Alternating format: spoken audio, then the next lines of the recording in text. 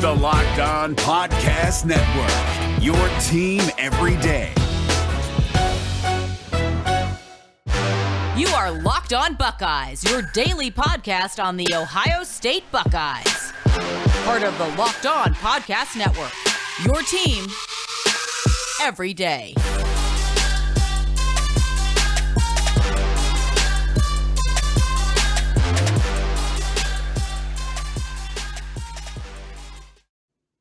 What is up, Buckeye fans? Welcome back to another episode of Locked On Buckeyes for the Locked On Podcast Network. I'm your host, Jay Stevens, also the host of the Jay Stevens Podcast. And today's episode is brought to you by Rock Auto. Amazing selection, reliably low prices, all the parts your car will ever need. Visit rockauto.com and tell them Locked On sent you. It is Thursday, May 13th in the year 2021. And just like this year, which has gone by quick, fast, and in a hurry, there is news coming out of the Ohio State football program that is coming at us in that same rate as well. As always, you can follow me on Twitter at JStevens07. You can also follow the podcast on Twitter as well at Locked On Buckeye. Lineup for today in segments 2 and 3. We are going to continue talking about former Buckeyes and how they will look in the NFL with their new teams. It is Luke Braun, the host of Locked On Vikings, who will join us today to talk about Wyatt Davis and Tuf Borland. But we begin today's show talking about some news that may have startled some, but some may have expected. A player on the football team who is now in the transfer portal. That player is cornerback Tyreke Johnson. This year was an anomaly or a weird year for the NFL draft for Buckeyes defensive backs. Normally there are multiple. They get drafted into the NFL this year with only one being in the NFL pool to get drafted from Ohio State. I was trying to figure out what word to utilize, and then the phrase just came out very, very quickly. But with only one player from Ohio State that's in the DB room, putting his name into the pool that can get drafted. Only one player got drafted. That is Shaun Wade, and I'm very excited to see what he does in Baltimore when they put him in the right place to be successful. Shaun Wade gets drafted. You see other years, there's multiple DBs from Ohio State getting drafted, which has become the norm, and it's almost expected from GMs, NFL coaches, and really coaches at Ohio State. We're probably going to get multiple DBs drafted in a draft in any given year. And Tyreke Johnson, coming out of Jacksonville, Florida, Trinity Christian High School, or Trinity Christian Academy, let me get it correct. He was expected and projected to be someone that had a lot of potential. Not saying he was going to get his outlook, or people were saying they're going to get drafted one day, but his potential was tapped into. The likelihood of him having a career professionally after his time at Ohio State was over, that was a huge possibility, and it still can happen. But unfortunately, with the amount of talent at Ohio State, with the amount of talent not just that's at Ohio State, but that's coming in the future, Tyreke Johnson believes that his best move for him and his career and his future is to leave Columbus and to no longer be a Buckeye. One interesting thing about the transfer portal, we rarely see it, but just because you enter the transfer portal doesn't mean you can't go back. Very similar to what Washington Jr. and Liddell are doing in the NBA with NBA draft. Kind of same process with different levels. One's a college only, one's college or NBA. Washington Jr. and Liddell, they're really just filling out and going through the process of if the NBA draft is right for them and if going to the NBA is ideal for them right now. Without them signing an agent, they can still come back to Ohio State and play basketball. I think I almost assumed, or the expectation from both of them. But I am not a person, as you know, I don't like to assume anything or say, well, it's going to happen, because I don't know. I don't know them personally, never spoken to them. So I am not going to go out on a limb and say they're going to do X, Y, or Z, because I just don't know. It's their future. It's their life. They have people in their life advising them in the right areas, in the right ways. Myself, I'm going to wait and see what they decide to do. Just like Tyreke Johnson, we're waiting to see what he decides to do as far as where he's going to play football next season. Coming out of Trinity Christian High School, Academy. I keep doing that. Trinity Christian Academy. Like I said, he's currently 6'1", 190-pound cornerback. He redshirted his freshman year in 2018. He was an early enrollee that year, enrolled at Ohio State in January of that year. 2019, 2020, played in a few games, but never really got his feet. He got his feet wet a little bit, but never really was one that was solidified in a solid piece and a firm individual that you could say, yeah, he's going to be in the rotation. It was never really that. 2019, you think about the talent that Ohio State had. Tyreke Johnson wasn't there last year. It was still guys around there that were a little bit ahead of him, which was ultimately the reason why he didn't play that many games at Ohio State coming out of Trinity Christian Academy. Got it right that time. He was a 5-star recruit, according to Rivals and 247 Sports. He was a consensus top 50 ranked player.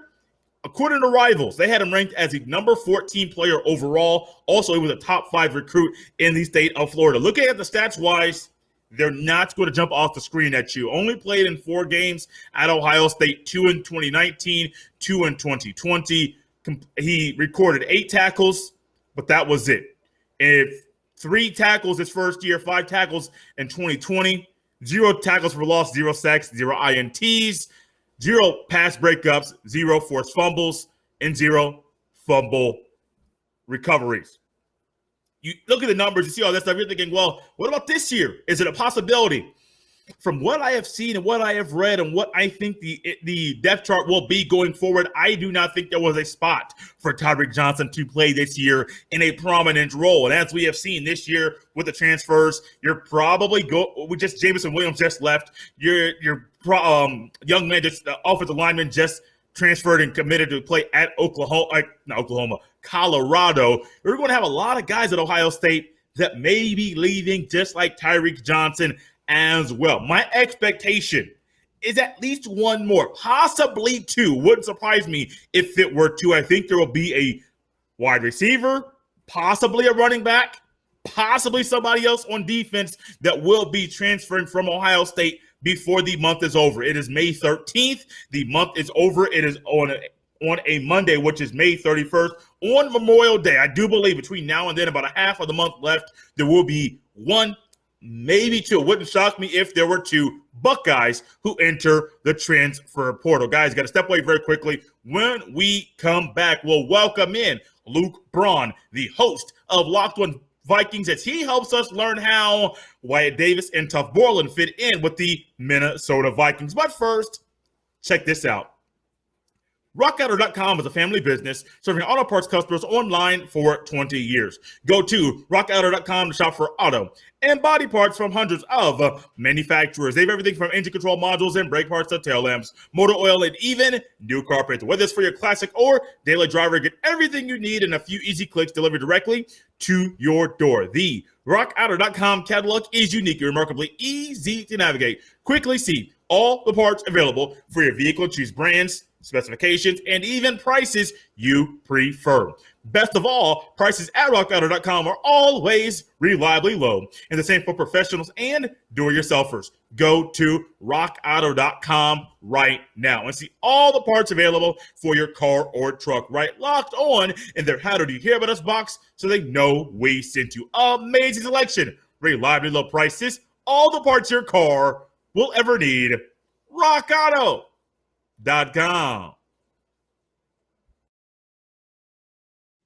And joining us now here on Locked On Buckeyes, continuing our recap and kind of projection about how Buckeye draft picks will do in the NFL, it is Luke Braun of Locked On Vikings. He is the host of the podcast. He is also, I believe is it Tuesdays on Locked On NFL? Yep. Every Tuesday on Locked On NFL. He also writes some articles for zonecoverage.com as well. I hope I pronounced your last name correctly, Luke. How you doing today? You got it? Yeah. Doing well, Jay. Hey, thanks for having me. No problem, man. I'm doing well. Wyatt Davis to the Vikings. I'll start right there very quickly. What were your initial reactions when you saw this draft pick? Is my favorite pick of the weekend by like a lot, actually. The Vikings and their interior offensive line has been a bugaboo for years and years and years and years. I have been kind of in love with Davis throughout the entire pre-draft process. He was like one of my kind of draft crushes. So I was also kind of upset because the two day two picks that they had up until then were both kind of projects type guys and didn't actually address some of the more pressing needs the Vikings had. And then this one did. And to get a guy like that at pick 78, that should not have fallen that far. I was over the moon. You used a couple phrases right there, in love with Davis during the draft process and then draft crush. What did you see from him that is how you described him as you were evaluating him leading into the draft? Yeah, so the Vikings have long had a problem with offensive linemen that are like kind of small but fast, and that's what they use for their zone scheme. They run like a scheme like you'd see. The only college one I know that runs it like 1-for-1 is Boise State.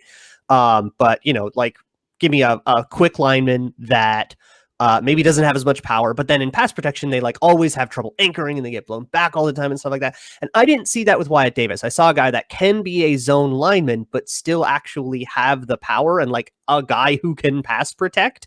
And that is really, really exciting.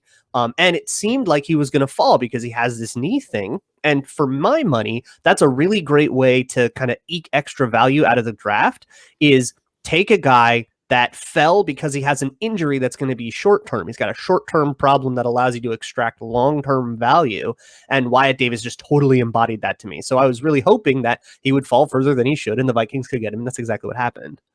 I was surprised he fell as far as he did as well. I thought he would have been more of a second-round pick, mid to late second round. I understand the injury. I understand the film from this past season wasn't as good as the 2019 season, where at the end of that year, it seemed like he was a surefire first-round pick if he was in that draft. He did opt to come back to school, him and Shaun Wade, the two opt-outs, opted to come back.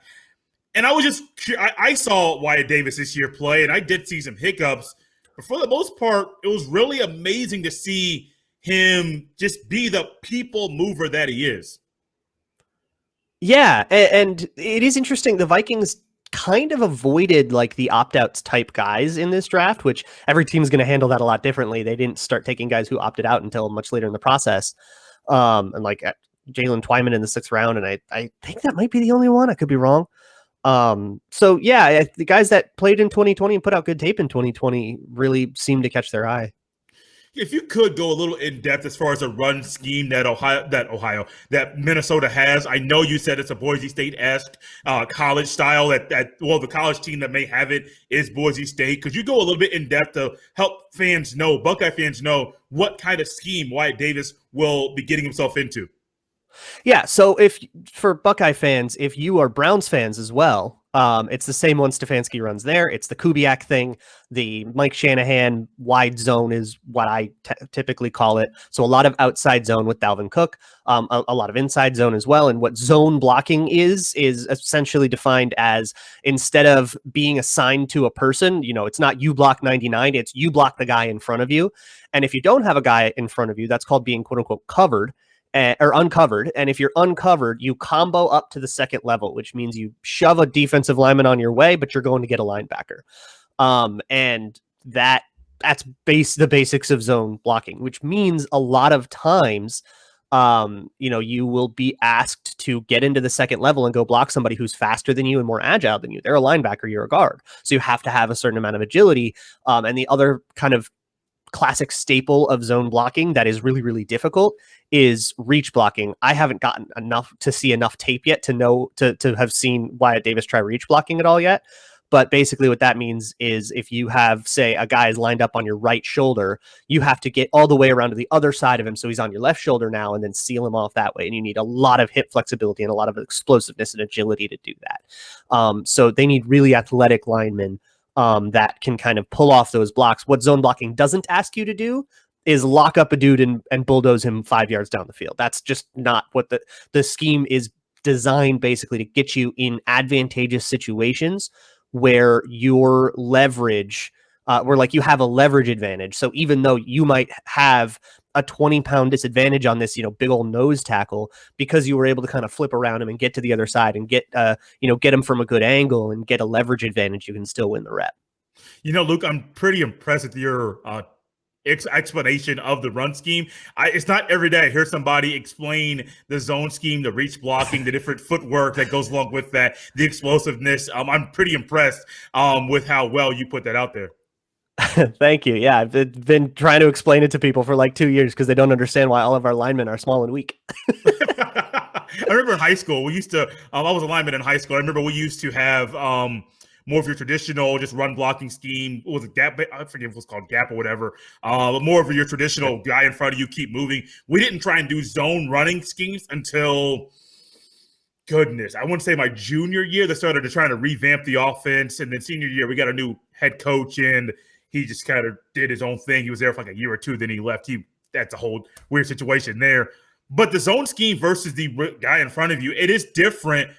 But I think that Wyatt Davis might actually be ideal or a good fit for this because you've seen the tape. Ohio State Buckeye fans, I had people asking me, Wyatt Davis. I was on a Jets podcast, and they were trying to say, is there a chance for us to get Wyatt Davis? I'm like, yeah. I don't care if you get Wyatt Davis or Josh Myers. Josh Myers can go center or guard. Wyatt Davis is more your traditional guard. Either way, zone scheme, they can fit it.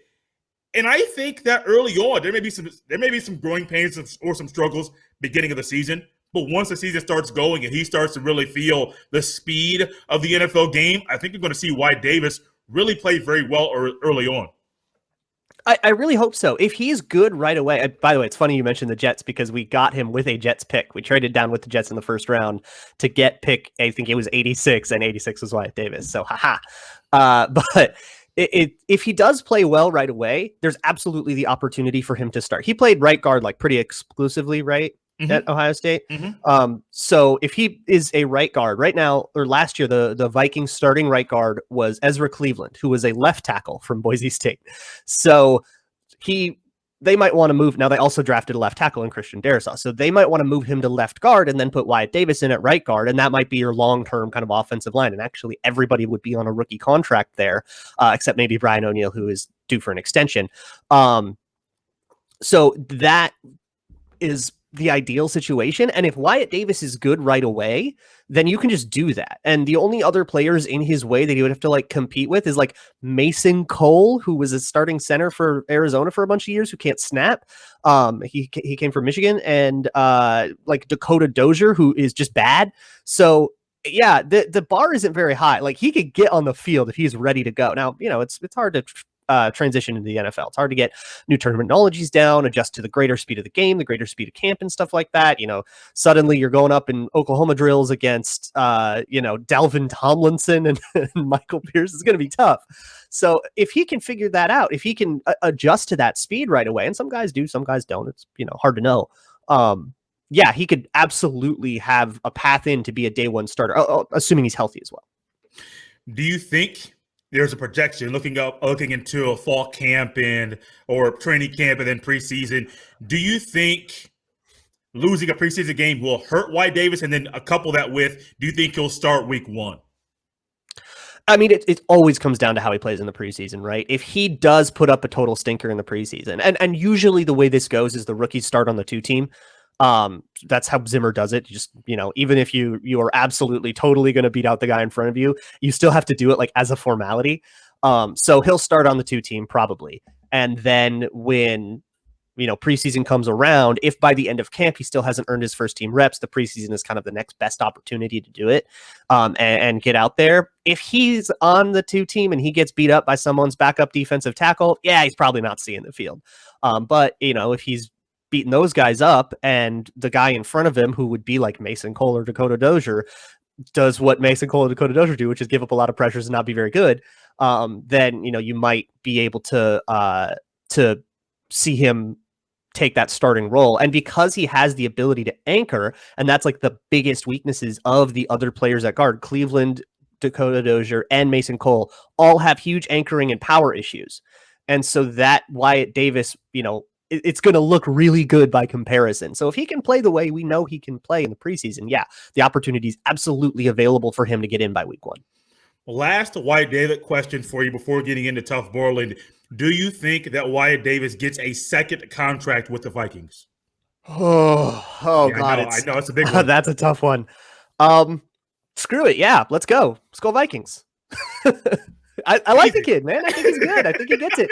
And if he can play well at guard too, and be scheme agnostic somewhat, right? Because if you did ask him to do the man thing, look, the Vikings coaches have been around for a long time. There's a real chance that by 2025 or whenever we're making this decision, it's a new group of people, and that group of people is doing a different run scheme. And if Wyatt Davis can, adapt and fit that as well, great. Yeah, it works out, man. Tuf Borland, Buckeye fans have been critical of him. The nation was critical of him in the Alabama game, national championship, when the scheme was the problem with that. I say it's always a scheme. Devonta Smith got the ball from Mac Jones, and he just outruns the middle linebacker, which he's supposed to do in that instance anyway. But Tuf Borland, under at the free agent signing going to the Vikings, I thought that was probably where he was going to go anyway, undrafted free agent. Didn't think he was going to be a 7th round or 6th round pick. He's too slow to me. He's not quick enough to me. What do you see when you look at Tuf Borland? Yeah, I see a guy that's going to have a tough time making an NFL team. And, undrafted free agent always, right? But to me, what really sticks out to me is he was, a 4-year starter for Ohio? Like, he's been in for a long 3 time, or 4 right? years. It's been a while, yeah. So I think it's for sure 3-year captain, I believe. I don't forget how many years 3-year. So he's supposed to be like the veteran presence, that guy that, kind of knows everything. And he's not a particularly inspiring athlete. You can overcome that. The Vikings have a guy, Ben Gettien, who played for Michigan. Didn't test great, or I think he tested well, but didn't play with like a lot of athleticism. He just wasn't an athletic player, but he was always in the right run fit, and that got him on the field for as long as he was healthy, and he's dealing with concussion issues now. But so for a linebacker, you can get away with that. You can be like an inside thumping kind of Mike linebacker type. If you're in the right spot, if you get to your right run fit and hold your spot, and if you can get off a block when you're asked to, that's all it takes. You don't need to be an astounding athlete to find your way onto an NFL roster. But it seems like he's also, like, for how much experience he has, he's too far behind the curve in terms of run fits and kind of the technical aspect of the game. That's where my biggest worry with Tuf Borland comes in terms of his ability to make the team. Now, the roster is open for sure for him. If he proves me wrong and he plays well in the preseason, especially if he plays well on special teams, and I don't know if he played special teams for Ohio State or not, but if he plays well on special teams, if he picks that up, that can get you on the roster, right? And the group as it stands right now, the depth of that group, the kind of 5th, 6th linebacker spot, really open competition. So if he's good, there's a spot for him, but he has to, I think, show a little bit more of that experience that has to come through so that he can overcome the also underwhelming athletic profile. I definitely am not going to judge him solely by that championship game or whatever, but more, what are the mistakes that he's making that lead to that kind of production, and how long does that kind of thing take to fix, or can you overcome, not being athletic in spite of those things? That's usually how I look at this kind of thing. But I think of all teams to land on, the Vikings are a pretty good one for him because the group's open and he has the opportunity to, sometimes you walk into a team and they've got 7 good cornerbacks and you're the 9th guy. Kind of doesn't matter how good you are. You ain't making a team. That's not the case for Tuf Borland. If he's good enough, he can make it. And the question is, will he be good enough? Do you think what he needs to learn in the NFL is teachable? From scratch in a short period of time? No. Okay. Ultimately, yes. If he can find a way onto the practice squad for 2 years and suddenly he can learn it. But there's also the question of, like, well, if you're going to spend 2 years developing a linebacker, might as well be a guy that's, like a total jock, right? Mm-hmm. That has like crazy athletic scores and all that stuff. But I think learning run fits from scratch is a lot. Like that's really, really hard to do. And the Vikings actually have another project at linebacker that needs to kind of learn a lot more about run fits in Chaz Surratt, who started who was a quarterback 2 years ago. So hey, the class will be in session at least, so maybe he can dip in on that. But yeah, everything to some degree is teachable, and it's not one of those things like, quarterback accuracy or ball tracking that's like so instinctive that you either have it or you don't. And it's certainly not something like size where you absolutely can't teach size. But you've got like a month to learn it in training camp before the team has to make a decision on you. So more often than not, you kind of have what you have and you don't what you don't. Last question. I ask you something similar along these lines with Wyatt Davis. I won't go second contract with Tuf Borland. Do you think he makes final cuts and makes the 53-man roster? Look, when I do my 53-man, I usually do it about 3 months from now, and I've done a lot more work on all these players. So I reserve the right to change my mind here, but right now I have to say probably not. I don't see him as the kind of player that, when you see an undrafted free agent make the team, you usually see either sky high potential or they make this huge buzz in camp and they're these like gamey kind of playmaker types that are like these, real explosive, exciting players that'll, draw a bunch of eyes in the preseason. And Tuf Borland seems like even if he does play well, he plays well in a boring way. Which isn't necessarily a bad thing, but it does make it that much harder in the preseason to catch someone's eye. So I don't see the path for him to the roster unless he's a lot better than I think he is. And you know what? I haven't looked into him that deep yet. So he could be totally a lot better than I think he is right now. But for now, I say no. I know Buckeye fans would love that. Like, yeah, we got another guy in the NFL. Let's just add that to the amount of players we have playing professional football every single Sunday. Luke, this has been fun, man. Went a little bit longer than I expected, but just a lot of good stuff coming your way, coming from you. If you could, let everyone know where they can connect with you on Twitter, and then also read maybe the articles, and then also listen to your work as well. Yeah, so you can find me on Twitter at Luke Braun NFL. My show's on Twitter at Locked On Vikings. It's a daily show. You can find it wherever you find this one if you're into the Vikings. So that's the main crux of my audio stuff. And then also Locked On NFL, the Locked On NFL podcast. I'm on every Tuesday with Ross Jackson. I do the Vikings. He does the Saints. So it's very fun. So there's also zonecoverage.com. is a Minnesota sports website. You can find me writing there every Tuesday and Thursday. The one coming out Tuesday is a very, very deep dive into Kellen Mond, if you're interested in that. And yeah, you can find all of that stuff also linked. If you just go to my Twitter page, there's a link tree that'll take you out of those places. Perfect. Linktree is an amazing thing, guys. You can follow me on Twitter at jsteven07. We're going to continue this trend all week long, talking about Buckeye draft picks and how they'll look at their new homes in the NFL.